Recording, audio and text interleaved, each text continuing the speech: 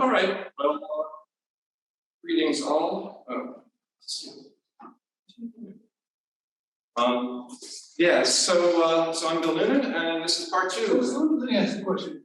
Those of you that are here, do you have any thoughts about why our attendance is less? Was the publicity adequate?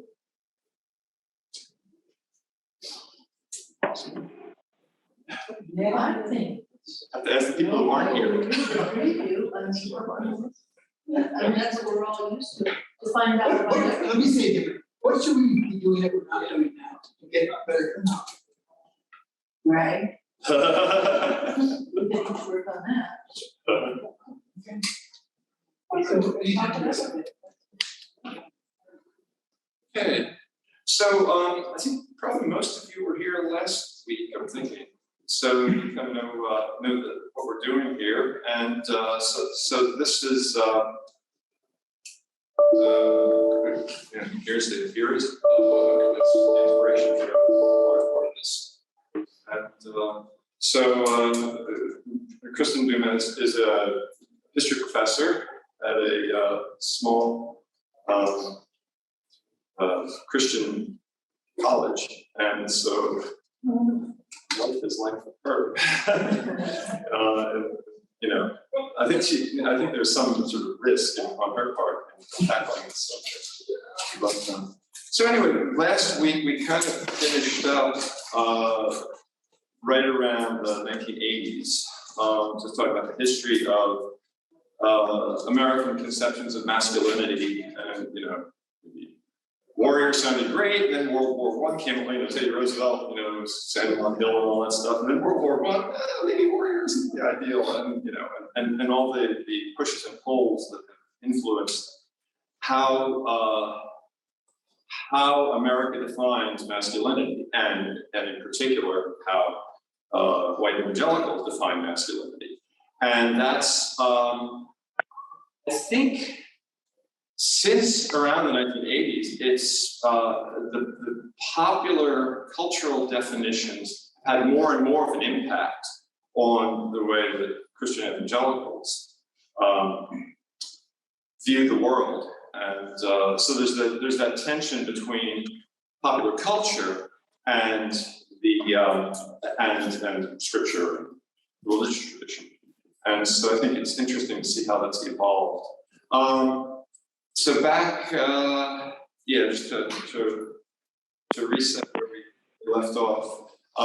So I posed the question, okay, during the 1940s, John Wayne and Ronald Reagan made movies, while George H.W. Bush and Jimmy Carter joined the military, and later he considered more manly, more warrior-like. The actual warriors or the pretend warriors? Just read a couple little snippets here. Okay.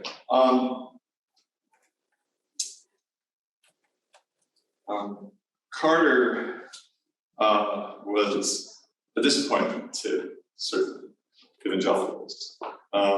He wore cardigans and he smiled too much. Even the national media proclaimed Carter a wimp, and the label stuck. For American evangelicals who had placed patriarchal power at the heart of their cultural and political identity, Carter's wimp factor was particularly infuriating, and their sense of betrayal acute. After all, Carter was supposed to be one of them. He was a born-again evangelical Southerner, a Sunday school teacher, and they had helped elect him in order to restore the nation's firm moral footing in the aftermath of Watergate. He had even served a stint as a naval submariner, yet it was clear that he was not one of them on the issues that mattered most. For the strong masculine leadership the country so urgently required, they would need to look elsewhere. And a few years later, in like '88, George H.W. Bush got tagged with the label wimp. The guy who, survived World War II by parachuting out of a plane that was going down. It's kind of mind-boggling to me, the disconnect between invented perceptions and reality, lived experience. It's startling. I also want to read again on that question of real warriors versus one of the people who play one on television. or talk radio or whatever. Yeah. Julie's having trouble hearing. Maybe just a little more volume.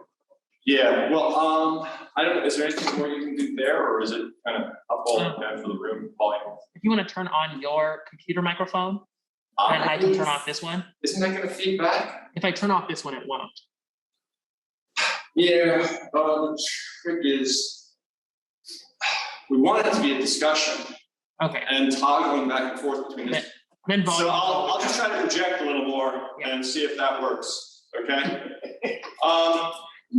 So. Also, the question, Yeah. often we don't get a question. Right, yeah, right. Okay, so, again, on this question of actual soldiers versus ones who play ones on television, Senator John McCain was a Republican. Okay, so we talked about this in 1980, again in 88 with George H.W. Bush, and then again in 2000 and 2008. Senator John McCain was a Republican war hero who attended a Southern Baptist megachurch, but he had never embraced culture wars evangelicalism.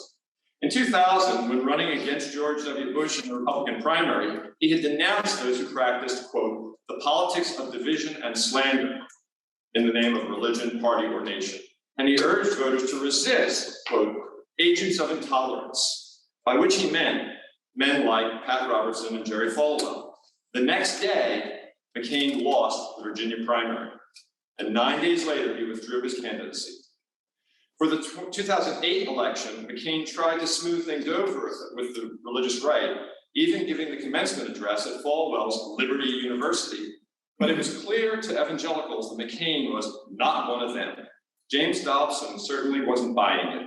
Flexing his own political muscle, Dobson insisted that he cannot and will not vote for McCain, whom he deemed insufficiently conservative on social issues. Interesting. This idea of warrior is such a big feature in the culture, the evangelical culture, but it doesn't translate into having a great deal of respect necessarily for actual warriors.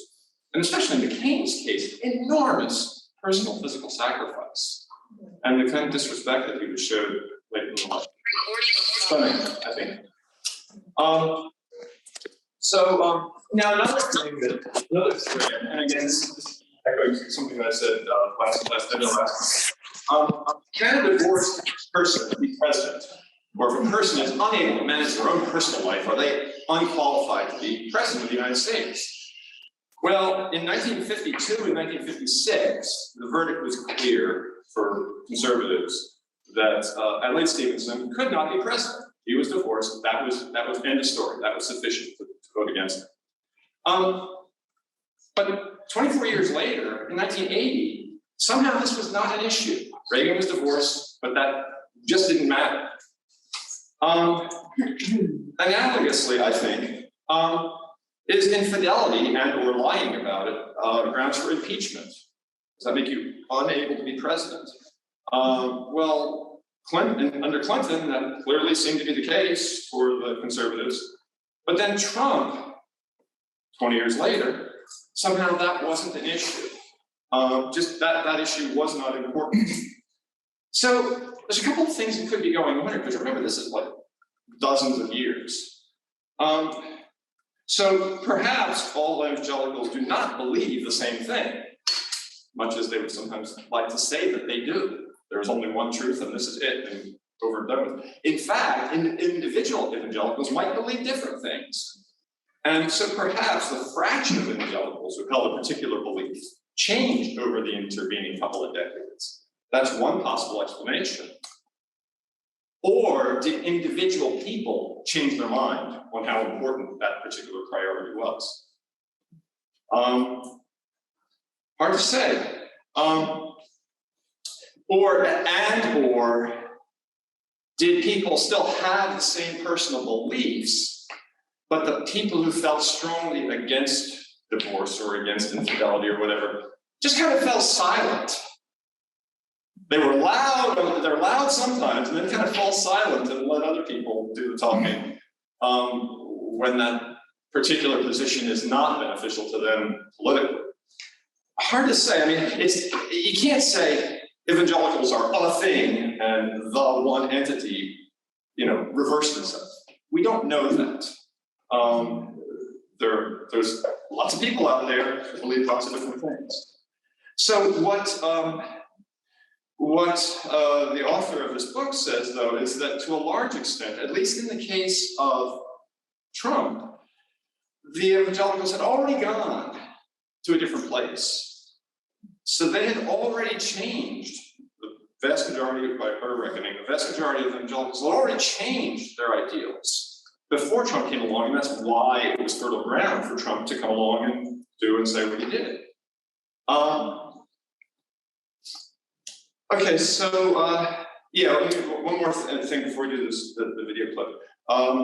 So this is in an interview that she did with the New York Times in May of this year. Beliefs have a history. As an historian of religion, I take this for granted. I'd forgotten how foreign this notion is to many evangelicals in the United States. Evangelicals are not alone in considering that their beliefs are eternal and unchanging. For believers of all stripes, the very notion of truth assumes an aura of timelessness. But historical knowledge has a way of complicating such certainty. By revealing not only continuity, but also considerable change over time, history demonstrates that much of what passes for tradition is in fact of relatively recent origin. By situating historical subjects within broader contexts, history also reveals how economic, political, and cultural factors influence what people believe to be true at any given time. So, any thoughts, reflections on this? Well, on the subject of how people justified that were evangelical Christians, how they justified Trump and his actions. My cousin is a strong evangelical, my sister is. They justified it by saying it's not the person they're voting for, it's his positions on subjects. It's his positions that he took on, the other things that the Republicans care about. Right. It wasn't him. Right. They couldn't look at him. But there is the juxtaposition with Clinton's infidelity, which is grounds for impeachment. Correct.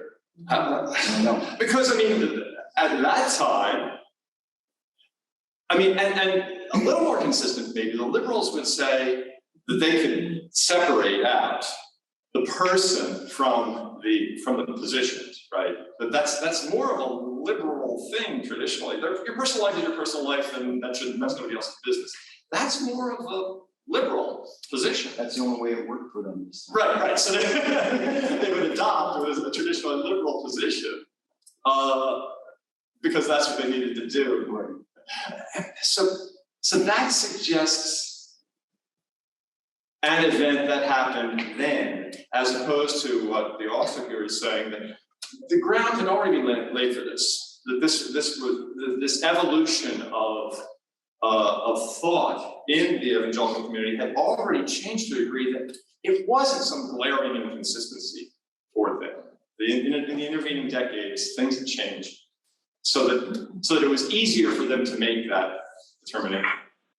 But the other thing about it is that they did not follow the traditional conservative, playbook or whatever. The things that they went for that were really, they weren't necessarily things that you would have expected a Republican to support. Because McCain was a Republican, conservative Republican, but they did not, they kind of tried to almost push him out of the party.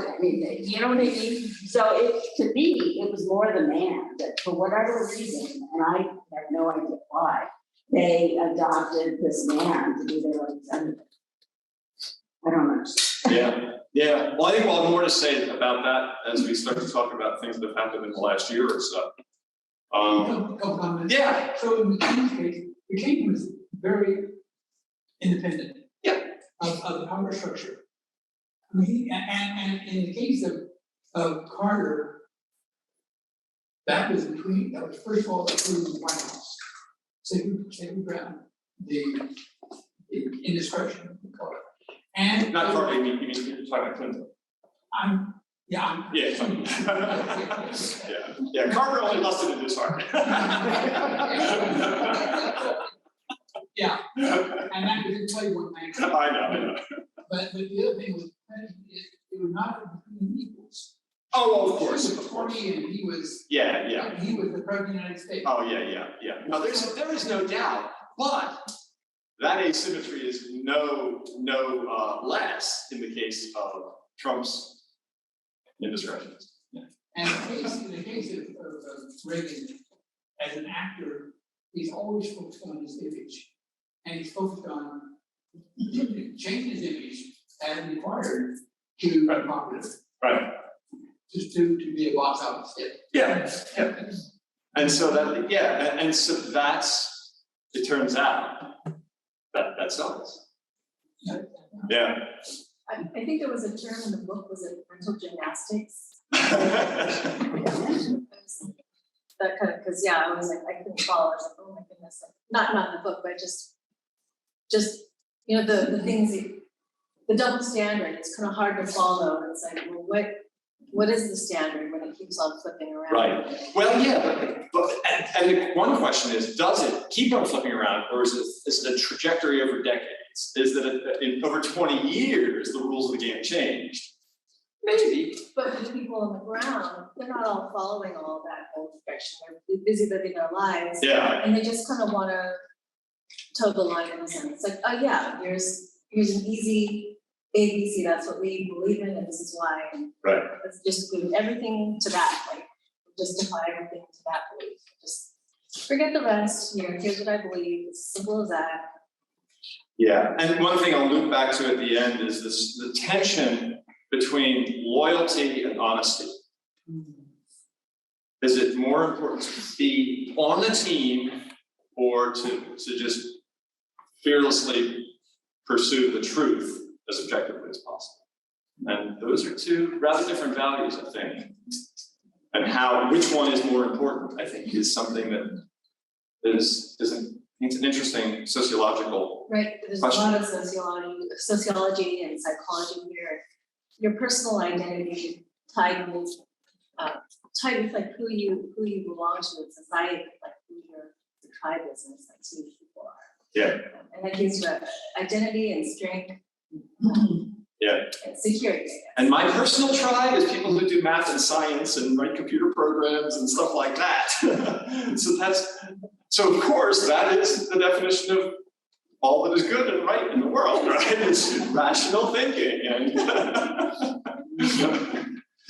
feelings, stepping on people's feelings, is that a problem? Oh, maybe it is. So it's just thinking about me. There's nothing wrong with everybody having like their strengths, of course. Right. But of course, using that together so that we can all benefit from like different points of view and kind of being open instead of dividing and saying our camp is 100% correct and it's only us. It's like, no, where would we be if that was the only thing, right? Right.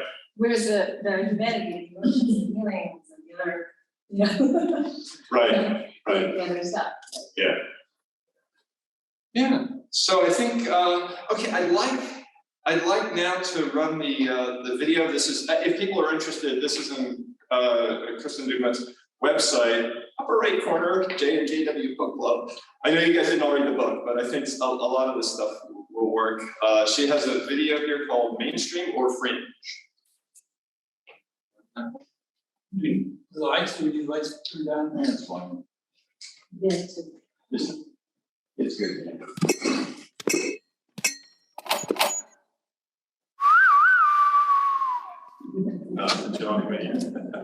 So another dilemma that I faced while researching this book was the question of fringe versus mainstream. Now, the book actually, the research for the book goes way back, more than 15 years. At that point, I was a new faculty member at Calvin University, and I had just taught my students a class on Teddy Roosevelt in U.S. history. And in that lecture, I talked about gender. I talked about how his ideas of masculinity linked up with American power, with US imperialism, also religion and economics and all these things, kind of how gender works in history. And it was after that class that a couple of students came up to me and said, Professor Dumais, there's a book that you need to read. And that book was John Eldridge's Wild at Heart. I took a look at the book, and sure enough, Eldridge opens with a quote from Teddy Roosevelt and goes on to sketch a very militant masculinity as the ideal of Christian manhood. And this was right around the time of the Iraq War. And I was looking at survey data demonstrating how white evangelicals were far and above more supportive of the war, of preemptive war in general, much more likely than other Americans to condone the use of torture, to support an aggressive foreign policy. And at that point, I started to wonder, how does evangelical masculinity and a particularly militant strand of that, how does that connect to ideas of foreign policy and to militarism more generally? So I started this research project back in 2005, 2006. And then after about a year of researching, presenting a couple of papers on it, I ended up setting the project aside. I did so for a couple of reasons. One, honestly, I was incredibly disturbed by what I was uncovering. Wild at Heart was one thing. By 2005, 2006, there was a whole industry of books on Christian masculinity. This was also the height of Mark Driscoll in Seattle, very misogynistic, aggressively misogynistic Christian theology. And honestly, I found it deeply disturbing, revolting, really. And I wondered if, first of all, if I wanted to spend the years I thought it would require to write a book, delving into this subculture. Just personally, wasn't sure if it was something I wanted to do.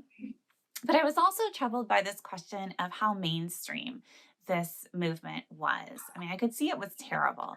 I knew that Wild at Heart had gone on to sell more than 4 million copies. I knew that Mark Driscoll was hugely influential within American evangelicalism, particularly among young pastors and young evangelical men. At the same time, because it was just so revolting what I was uncovering, I had this nagging question of, is this really the fringe? Is this a fringe movement? And as a person of faith, do I really want to be shining this bright light on maybe the darkest underbelly of American evangelicalism, of American Christianity? Is that really what I ought to be doing here, particularly if it is more fringe? And so I ended up setting the project aside just for a time, I thought. I ended up having a couple of kids, and so that kept me busy. I had to finish up my first book, a book on the history of Christian feminism, and I ended up picking up another project connected to that first book, which was a study of the faith formation of Hillary Clinton in the tradition of my research on Christian feminism and progressive Methodism. But I kept tabs on many of the men that I had initially been studying, proponents of this militant Christian masculinity. And I watched over the years as one after another of them became implicated in sexual abuse scandals or abuse of power more generally. And so I just kept tabs on that. Still, I had this question, margins or mainstream, and how can I really tell? And then 2016 came around. And as we saw more and more white evangelicals embrace Donald Trump, first as a candidate in the Republican primaries, and then as a candidate, and then vote for him in November of 2016, all of this kind of came together for me. And listening to the words that white evangelicals were using to support or to defend their support for Donald Trump, it just resonated so deeply with what I had been reading in the literature on Christian masculinity. When Robert Jeffress said, we want the meanest, toughest, or I want the meanest, toughest son of a you-know-what in the White House, and that's where evangelicals are. that just connected so clearly to this history of kind of militant Christian masculinity that I knew stretched back decades. And so seeing this overwhelming support for a man like Donald Trump in 2016 and listening to the words that so many evangelicals were using to justify this support, that helped address this question of, is this a marginal fringe movement or is this more mainstream evangelicalism?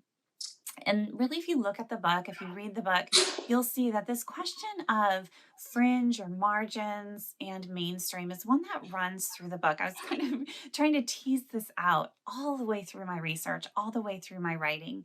And what I came to see is yes, some of these men are fringe. Somebody like Doug Wilson, I'll always categorize him as fringe. I think he would be offended if I wouldn't.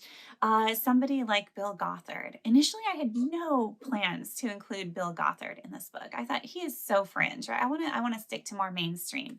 But so many of the people that I was talking to as I was conducting this research kept telling me, you are going to look at Bill Gothard, aren't you? You really need to. His influence was far deeper and more pervasive than I had ever imagined when I started this book. And so what I ended up doing is really trying to figure out what is the relationship between the obviously fringe, or maybe not so obviously fringe figures, somebody like Bill Gothard, somebody like Doug Wilson, and the more respectable or undeniably mainstream. So somebody like James Dobson, right at the heart of the last half century of white evangelicalism, or say Christianity Today, right? The epitome of respectable evangelicalism. What's the relationship between Christianity Today and somebody like Doug Wilson? And so that's really the a strand that I pulled through the entire book. The question of what is the relationship between margins and fringe? What are the boundaries of evangelicalism? How do those boundaries shift over time? Who draws those boundaries? Who enforces those boundaries? What will it take to get excluded from evangelicalism? What does it mean to be excluded from evangelicalism? What does it mean when Lifeway Christian Books no longer sells your book?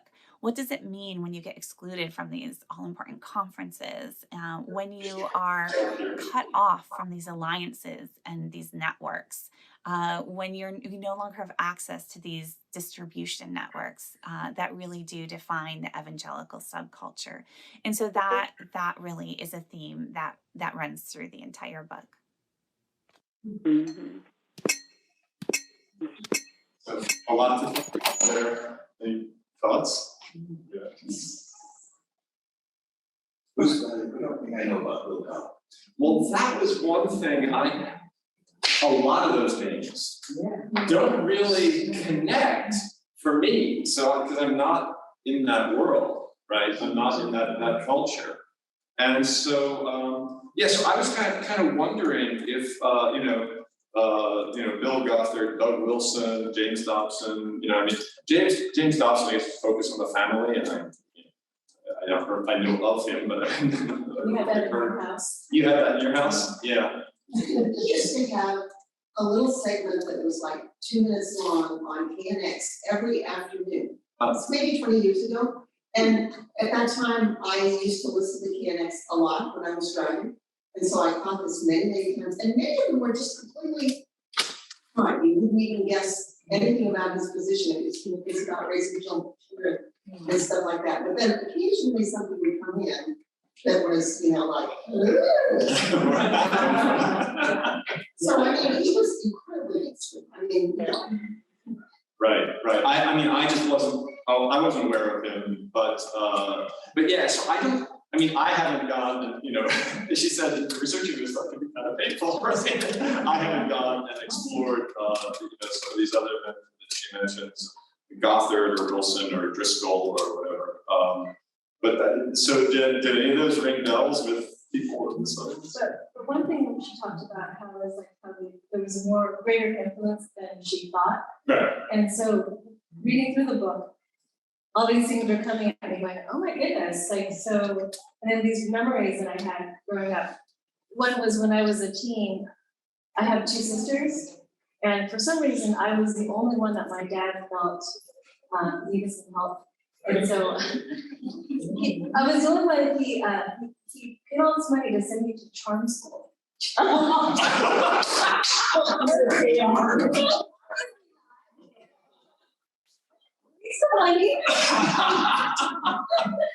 was like, oh, and maybe I'm not smart enough, because I'm just like, okay, this is like fine, I can do it, I can do this thing.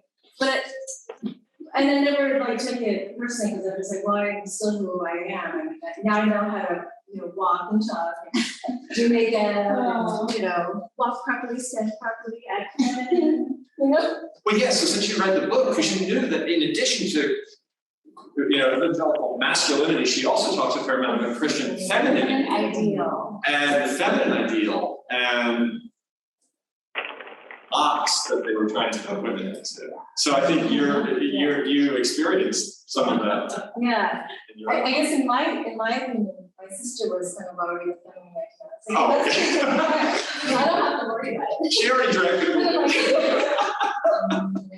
My dad's like, I'm like, So it wasn't just a question that, oh, well, this is the culture, and so, people just gravitated to it naturally. Your dad said, oh, but you're not getting it. Let's straighten that out, right? It wasn't as explicit as that at the time. I think my sister kind of explained it to me, and I'm like, what? Like, whoa. And so I was just kind of clueless, so I just kind of went along. But that's what it brought up, and when I was reading that book, I was like, oh, that's where that came from. Because I was kind of oblivious, I just kind of like tuned it out until I realized now that, oh, this is kind of where it was building. And you're a young person, and it's one of those old things about what does a fish know about water? I mean, it's just the world in which you live, and this is the way everybody behaves. So it's normal, right? Before I came to church here, I was going to Calvary Chapel, which is an evangelical church, and I really liked it. I've gone to Calvary Chapel off and on for years. But I went to the service, I don't know when it was, but it was after Abu Ghraib and all the whole thing with what they were doing and the torture and the thing. And the pastor got up, he has since died, but the pastor got up and was talking about, he had just been to Washington, D.C. because the Bush administration had set up this faith-based group, and he got a tour of the White House, and I mean, he was just so enthusiastic about it, and I never went back. I thought, I cannot. To me, that's a false prophet, because you can support torture. That is the antithesis of Christianity. So that got me out of it. Right. And she talked about in that clip the fact that evangelicals were particularly on board with using torture and all kinds of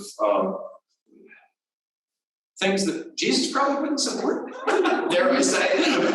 They are a Bible-focused church. I mean, they go through the Bible, all the way through the Bible.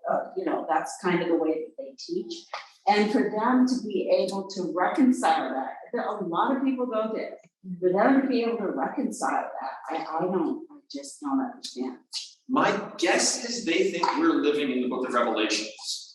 Well, That we're in the end I'm sure. times, and therefore all the rules are off because we're going to have a giant war of the good against the evil. And We're the good waiting for people, the reaction. the good people will That's kill all the right. evil people, and then the world will be good. Yeah, that's kind of. But it's still, Because you're it's so throwing hard to Jesus reconcile out that the with window. You're throwing everything he taught out the door. the Sermon on the Mount, the whole Jesus of the Synoptic Gospels. It's just missing. Yeah. So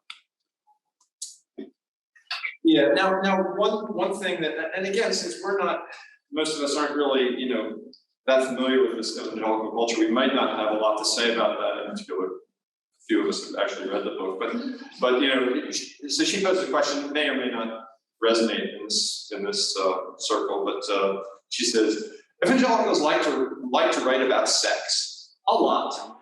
Why do you think that is? What patterns do you see in evangelical teachings on sex, both personal and political? So, I guess we talked about gender. and the sort of the gender roles that are defined. In the room. Thoughts on that subject?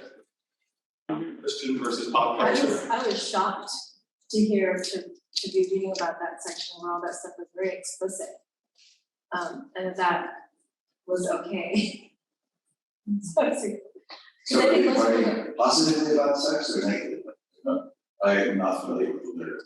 Well, I mean, it's like what a good woman does for her husband to build up her husband. He's had a hard day at work, and therefore you must be a Playboy bunny or something like that. I mean,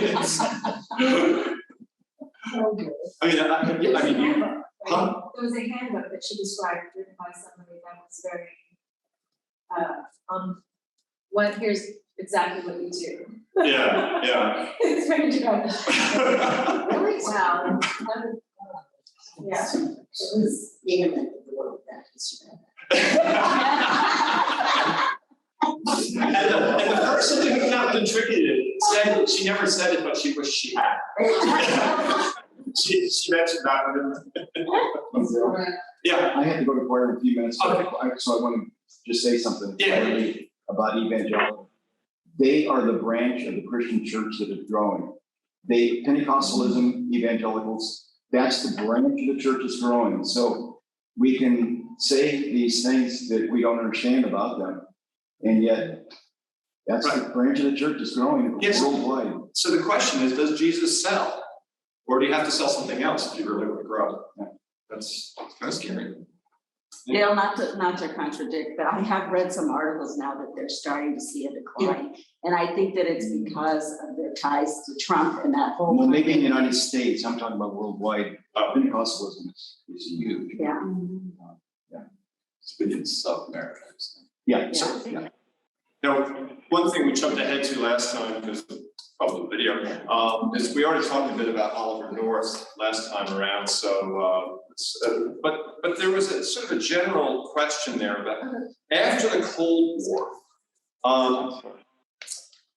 Okay, during the Cold War, we were the good God-fearing nations of the world and going to overcome godless communism. So, the connection between militarism and a certain kind of, tough national defense policy over against people who were regimes that were explicitly atheists, okay, that didn't require a huge leap of imagination to see where that connection came from.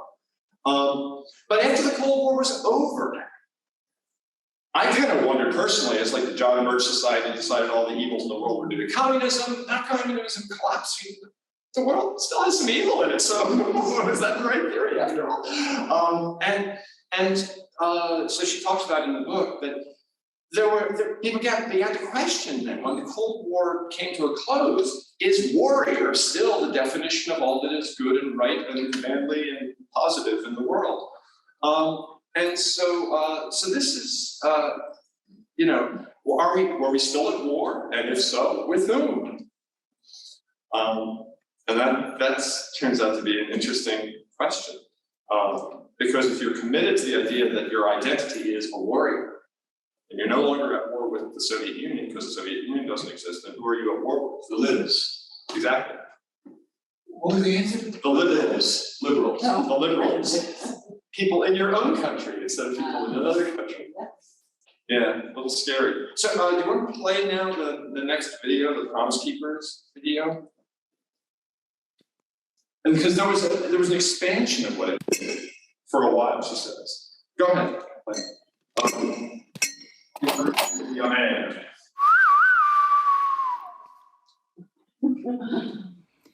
I want to talk about the Promise Keepers for a little bit, in part because I found the 1990s incredibly fascinating as I was writing this history, and also because I think that the Promise Keepers was such a big thing in the 1990s that many readers of Jesus and John Wayne will have had their own experiences with the movement, especially any male readers who were evangelical at the time. And the Promise Keepers back in the 1990s really was the first time that the evangelical men's movement, or evangelical masculinity generally, caught the attention of people outside evangelical circles, right? The, not quite million men who come to the National Mall to march for the Stand in the Gap rally really caught the nation's attention. and drew a lot of criticism, not surprisingly from feminists and from liberals who were a little bit horrified at all of these promise keepers, right, coming to Washington to do what? It was a little bit unclear. And so had a lot of criticism from, again, feminists who said this was just the religious right, all dressed up, looking all friendly and kind and, making promises to love their wives, but this is really just old-fashioned patriarchy. And again, this is just the religious right in disguise. And that's how they were perceived often from the outside. When I really started to look at the Promise Keepers movement, what I saw was that it was much more complicated than that and much more interesting. That, in fact, despite the opinions of critics, the 1990s was kind of the most progressive moment in many ways of the evangelical men's movement before and after. It was a time of experimentation, of openness. It's really hard to even categorize the Promise Keepers movement in terms of liberal or conservative because it was so varied. There were men who were part of the movement, men who were in leadership, like the literature generated by the movement, that were pretty hardcore conservatives in terms of politics, in terms of gender hierarchy, patriarchy, absolutely. There were also some men who were much more towards the egalitarian end of the spectrum. And the movement itself was trying to soften patriarchy, was trying to emphasize fatherhood, emphasize that men needed to be present in their children's lives, in their wives' lives, in their homes. And this was also where we see white evangelicals move towards racial reconciliation. That the Promise Keepers movement was really the leading organization to pursue racial reconciliation within the wider white evangelical movement. And so it really is a mixed bag.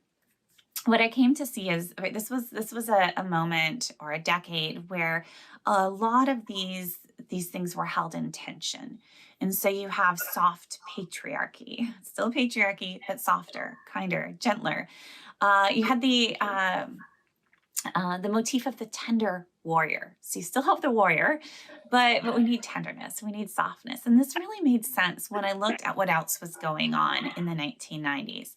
This was at the end of the Cold War. The Cold War had come to an end, and so much of evangelical masculinity and its link with militarism that came before the 1990s really had developed in the crucible of the Cold War. And now we have the Cold War. It's done. It's over. So what's next? And it wasn't really clear to a lot of evangelicals or a lot of other Americans what would come next, right? What is the new world order? What does this look like? What does this require of us? And you had some conservative evangelicals who are really trying to revive this militarism. And so it's a new war. It's the culture wars taking hold. And we need to kind of stay militant and go on the offense with the culture wars. But you had a lot of other evangelicals saying, no, maybe now it's time to rethink our politics. Let's look globally. Let's do development work. Let's pay attention to the persecution of global Christians. Let's work on racial reconciliation. Right, not racial justice, as I think we differentiate the terms today, but reconciliation with all of its good intentions, but also limitations. And so you have this real mixed bag. And again, that's where you have the tender warrior motif really making a lot of sense, holding on to the past, but trying to soften, modernize, update that for a new time in history, in the history of evangelicalism and in the history of America as well. However, by the end of the 1990s, we start to see a backlash against the softness of soft patriarchy, a backlash against the tenderness of the tender warrior. A number of men started to say things had gone too far. It was time to toughen up American manhood, to toughen up Christian men. And this is when you have the writing of books like Dobson's Bringing Up Boys, Doug Wilson's Future Men, and then also John Eldridge's Wild at Heart. All three of these books are published in the opening months of the year 2001, reflecting this late 1990s kind of pendulum swing back to a rougher, tougher Christian masculinity. And all of those books end up being on the shelves of Christian bookstores when terrorists strike the United States on September 11, 2001. And that historical event really does galvanize conservative evangelicals and just evangelicals more generally, white evangelicals, in terms of embracing this more militant turn, embracing this return to a rugged, militaristic conception of Christian masculinity. Every man needs a battle to fight. And after September 11, that battle was very clear. And it dovetails with the culture wars. It dovetails with these domestic battles, but it's a very clear kind of imminent danger that the United States and that Christian America once again faces. So the 1990s, in retrospect, end up looking much softer and more gentle than what will follow in the early 2000s.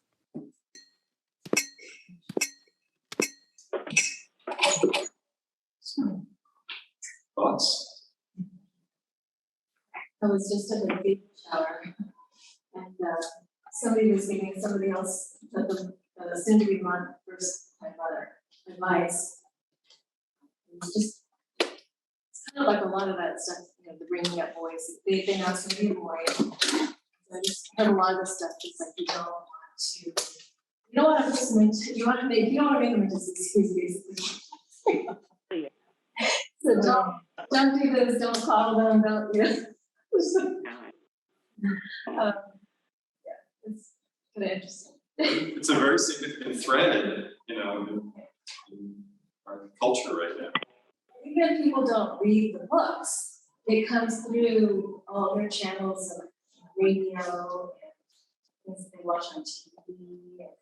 And so that's why it's interesting to see, like, you know, I know this person doesn't read a lot, but it's a very consistent message through all the different ways of getting the message. Right. And very, very adamant, so very passionate about it. Right? Even quiet people who are like, so, and then they suddenly really, this is like, I know for sure. And I think that's an interesting facet of this, is that over time, it seems like rather than having theologians or religious leaders or whatever promulgating ideas, that to some degree it's the culture as a whole it's diffusing in a more in a less top-down way, and it's just sort of evolving other kinds of channels. What's interesting is for this person, they're usually very easygoing, sometimes kind of like you're like, oh, I don't know, just kind of go with it. But then in certain areas of this messaging, it's very, very strong, very passionate, very secure, like very sure. This is not a matter of opinion. This is like certainty, right? Yeah. One thing that she talks about also in these questions about the embrace of militarism and the U.S. military within American evangelicalism, and she talks a lot about the Air Force Academy and the whole culture in that vicinity and stuff like that. And so, my view into that is I work in the aerospace industry. I work for the volunteer, all that. Suddenly, you're always talking about the warfighter. The warfighter, and tools, we're building all these satellites and stuff like that. Tools for the warfighter, warfighter, warfighter. That word came out over and over again. And it kind of made me feel like they wanted to get rid of the name Department of Defense and go back to Department of War, right? The War Department. thought that just an interesting change in our language.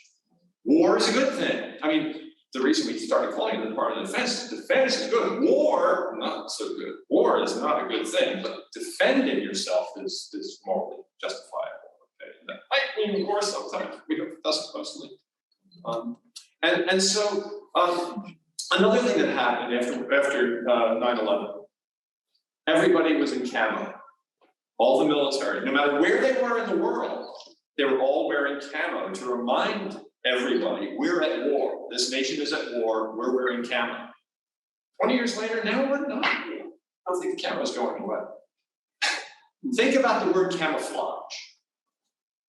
These guys are working in buildings that, office buildings in El Segundo. If you wanted to camouflage yourself, you should wear a light blue dress shirt, black pants, black shoes. That would camouflage you. You'd be undetectable that way. So they're actually reversing the meaning of the word camouflage. The whole point is to stand out. I don't think there was a Coast Guard camouflage. Oh, did they create it? Air Force camouflage. What did they They created camo, yeah, because the Air Force guys, like, they're in the clouds. They're on ocean boats, they're not hiding. Yeah, right. Right, so the Marines and the Army always had camo, but now everybody has camo. Yeah, the Space Force has camo. The Space Force has camo. It's not a combination of language. It doesn't look like Big Dipper or anything. So, yeah, interesting. The symbols that we choose and repurpose at different times. So another significant thread is who gets to speak, who has authority. Clearly, John McCain was not an acceptable source for a lot of folks there. But in particular, she uses the word in this next session about prophetic prophets. Prophets aren't all that popular in their own time. They often point out what's wrong with our society. What are we doing wrong? Is something that prophets do. And so if we are in a prophetic tradition, that should be okay, right? You would think. So who gets to say what's wrong with society? So I have a couple of little things I want to read here. Okay. While dominant, the evangelical cult of masculinity does not define the whole of American evangelicalism. It is largely the creation of white evangelicals. The vast majority of books on evangelical masculinity have been written by white men, primarily for white men. To a significant degree, the market for literature on Black and white Christian manhood remains distinct. With few exceptions, Black men, Middle Eastern men, and Hispanic men are not called to be wild, militant, to a wild, militant masculinity. Their aggression, by contrast, is seen as dangerous, a threat to the stability of home and nation.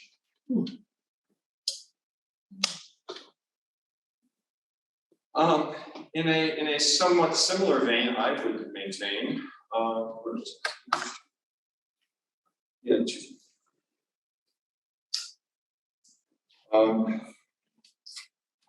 I think a similar thread, I think, appeared in this context. Talking about an African American with the middle name of Hussein, Barack Obama challenged the values, spoken and unspoken, that many white evangelicals held dear. As an adult convert to Christianity, he could speak with eloquence and theological sophistication about his faith, but for many evangelicals, that mattered little.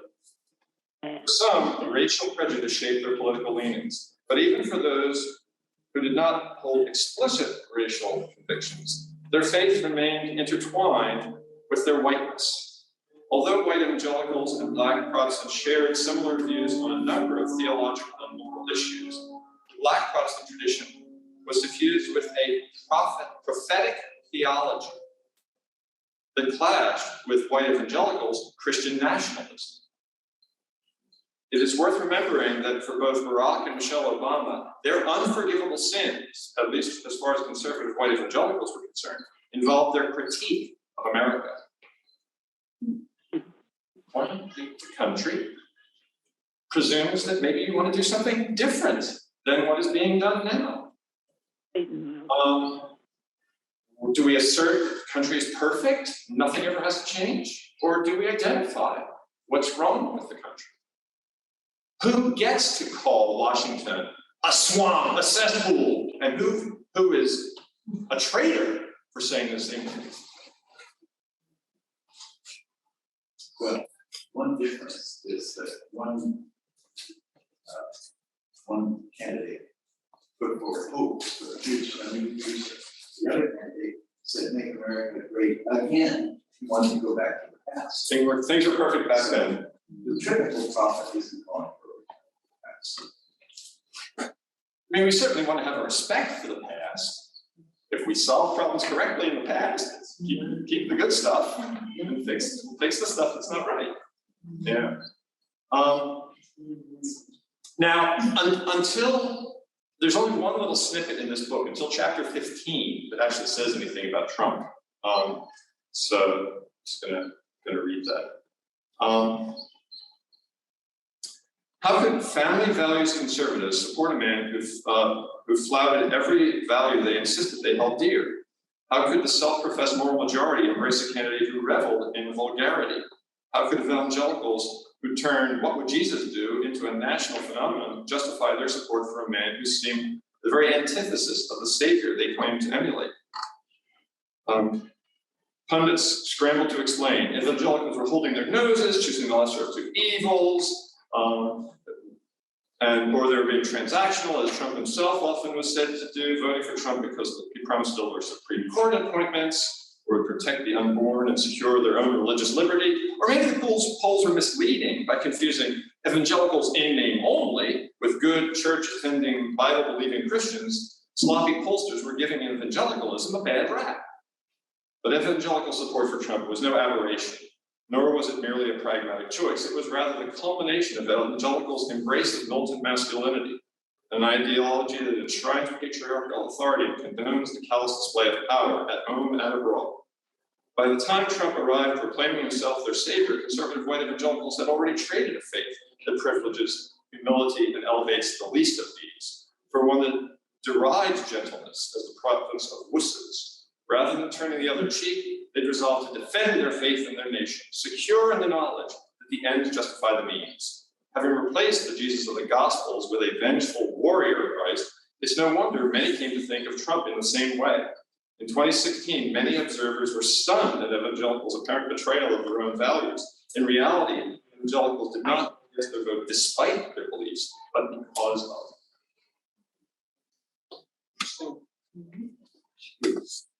So she says, Trump did not trigger this militant turn. His rise was symptomatic of a long-standing condition. I think some things cause me to wonder. Let's see. Kind of running short on time. Let's see. Confession, repentance, and forgiveness are really dominant themes in Christianity. And I was a Catholic until my mid-30s, so, confession and penance, that was like integral to how you practiced your religion. So Protestants don't have those same rituals, but it's still a pretty important feature of what it means to be a Christian, to reflect and to see where we've strayed from the path and try to make things right. But it doesn't seem like the rules apply in the same way to all different people in the hierarchy here.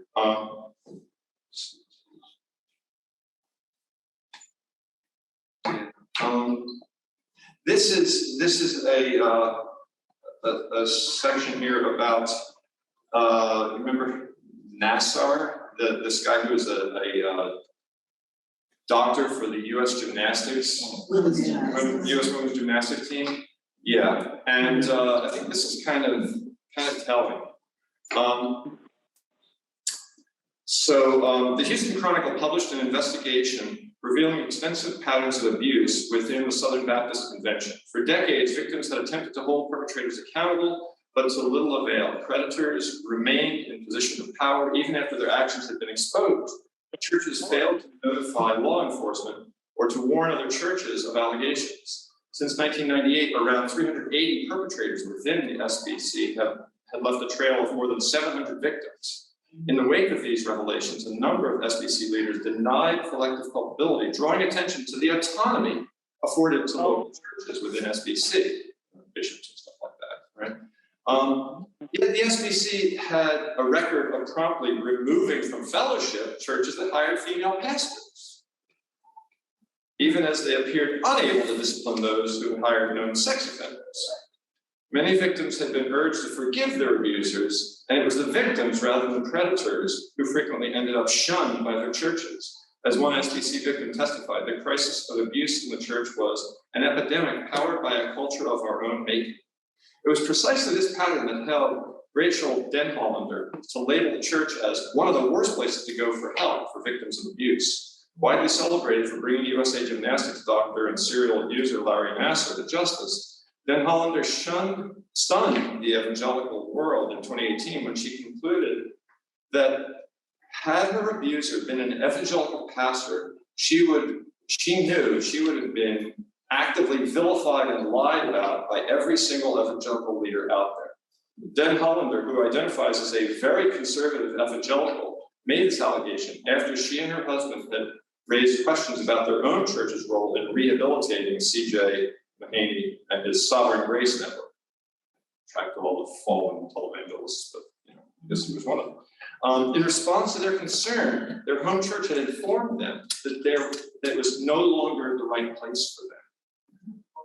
In her powerful victim statement in the Nassar trial, Denhollander had rebuked Nassar for asking for forgiveness without repentance. She said the same was true for churches. God was a God of forgiveness, but also a God of justice. And churches' tendency to cover up abuse and quickly forgive perpetrators, often for the sake of the church's witness, was misguided. Quote, "The gospel of Jesus Christ does not need your protection," she insisted. "Jesus only requires obedience manifested in the pursuit of justice, in standing up for the victimized and the oppressed, and in telling the truth about the evil of sexual assault and the evil of covering it up." So this masculine power and very circumscribed definitions of what it means to be a good woman has real world consequences. It's not just, make nice and, meet your hubby at the door with a martini when he gets home from a hard day at the office. I mean, it has lots of really problematic consequences. The fruit, the apple and the. Yes. The factor you're talking about is huge, because when you talk about, I was just following orders, right? Like obedience. Obedience and loyalty. Right, loyalty. Which are not always bad things, right? Of course, we want some of that. So it's tricky.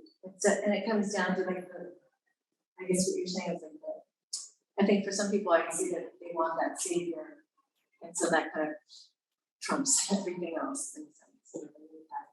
Yeah. A bigger thing to hold on to. In a world that's chaotic, right? Right. The world is chaotic, things are bad, and it's overwhelming. And so it's like to have something that you can hold on to Right. is comforting. And I get that. Yeah. So, Yeah, in previous program I did with these circles of vices and circles of virtues and stuff like that. How important are these different vices and virtues to particular individuals? And it's not a trivial question. I mean, it really does shape a lot of how we live our lives. it's as individual as each of us is individual with our experiences, the way we perceive the world and society, how it's treated us. Yeah. So and the one thing that we talked back to is I was intrigued by the rise of Larry Elder. Do you remember he was doing for Governor. Oh, yeah, sure, yeah. So he's. I hadn't ever heard his name before, so this is a huge success for him. He's famous now. Yeah, because I had heard about it, in my family. It's like, oh, and then all of a sudden it popped up that he's running for governor. Like, what? So when you talk about real world, I was like, you think, okay. And then you see it there's a real possibility that you could be our next governor. It's just really shocking. And yeah, so I think we've got just enough to do this one last video here. There's one more we don't have time for, but I would encourage you to check it out if you want to go on their website later. The very last one, but one thing that yeah, just a few minutes left here to try to figure out how to questions. Yeah, okay, why don't we play the video that says, "Is there hope?" Oh, that's a good one. Yeah.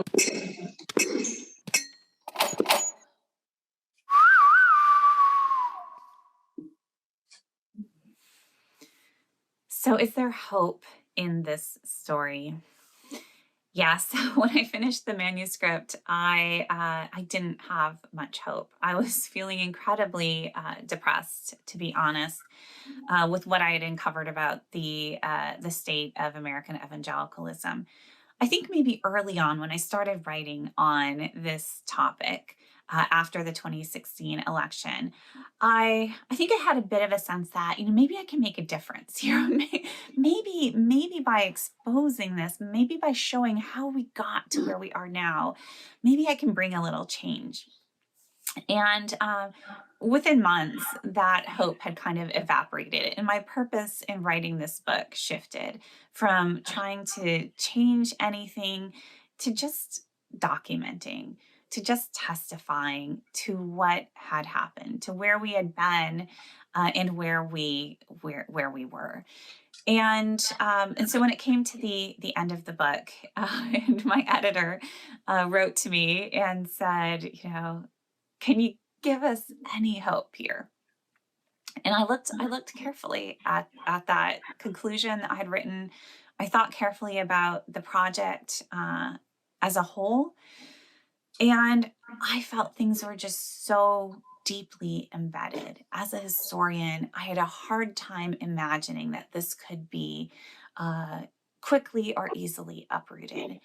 And so I wrote my editor back saying, no, I don't think I can. I can't in good conscience really give a happy ending here. And he said, okay, I respect that. And then a couple of days later, I got another email. Could you just give us something? It's a lot of heaviness to leave the reader with. And that's when I came up with the last sentence of the book. And to be honest, at the time, it felt like it wasn't strong enough. What was once done can also be undone. It felt like it was too feeble for the history that I had just recorded. At the same time, that is the power of history, right? That is, I am a firm believer that knowing our history does give us power in the present. Most importantly, it shows that nothing was inevitable, right? That where we are today, how we got to this point, was the result of so many choices, so many actions that individuals and groups took to get us where we are today. Sometimes they were motivated by very good intentions. Often, these decisions, these choices were motivated by attempts to enhance one's own power, to retain that power. And simply by telling that story, I thought I could do service particularly to American Christians who are grappling with this story. Because I think Christians in particular have a tendency, maybe evangelicals especially, to see history as kind of God ordained, and to see our current situation as inevitable, again, as God ordained. The idea that America is a Christian nation, right? To think of traditional gender roles as, this has always been that way throughout all of time. In fact, no, we can see that ideas of Christian masculinity and Christian femininity change dramatically across history, across time and place. Ideas of America as a Christian nation have also not been stable. Ideas of Christian militarism, of war and foreign policy, all of these things have changed dramatically over time, even in the last century or so. And once we can understand that, I think that none of this was inevitable, then we can start to assess if this is where we want to be now.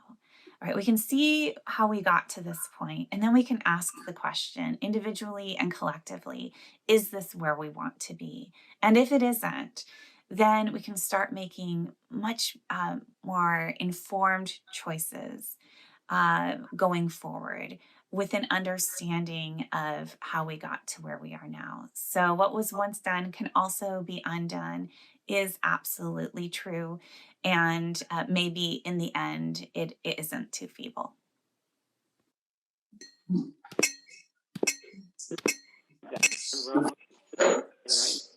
Much has happened. This whole gender role evolution, argue that you trace it back to Teddy Roosevelt, and or all these decades of evolution of these ideas. And so she makes the case that Trump wasn't so far from where a lot of folks already were, which is why he was accepted. Now think about November, December, and the first few days of January. How did the law and order part move from respect for government, law enforcement, the military, as the paramount virtues? And in 2 months, they got to assaulting the Capitol and attempting to violently overthrow the government. It's hard for me to reconcile that with her idea that, they were already there. That wasn't an expedient thing. They just changed their minds because they saw a way to political power. It's much harder. I can maybe buy that to some extent when we talk about gender roles and what it means to be a real man and what it means to be a real woman, all that stuff. But it's hard for me to believe that there was some kind of natural evolution that says, to hell with the US government, to hell with the Constitution, I want my guy in power, and if everything else has to go to hell, that's fine. Forget the Capitol, forget the Senate, burn down the Reichstag and cancel the legislature. I'm not being a historian here, but it's hard for me to see how people could somehow reconcile that with what they've always believed. So when we talk about January 6th, are we talking about mainstream? Or are we talking about a third, maybe 10% of the population or less? Oh, it's a time. The number of people who actually stormed the Capitol was tiny. But how many people now believe that the election was stolen, that the election was fraudulent? It's 3/4 of the Republican Party. Now, hopefully the Republican Party is getting smaller, but for the good of our republic. But it's numbers like that. And our media, a segment of our media, small segment of the media, has a lot to do with it.